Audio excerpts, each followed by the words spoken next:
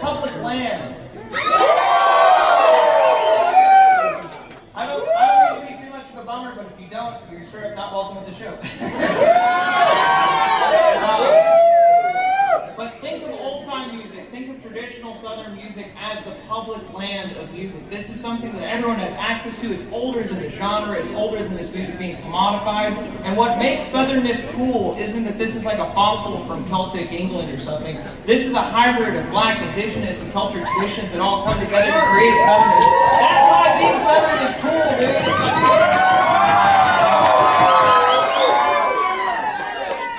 It's like, some people call this one Jack of Diamonds, some people call it Rye Whiskey, some people call it Drunken Hiccups. We call it Drunken Hiccups. And we're about to rip this fucker for you, so let's turn it.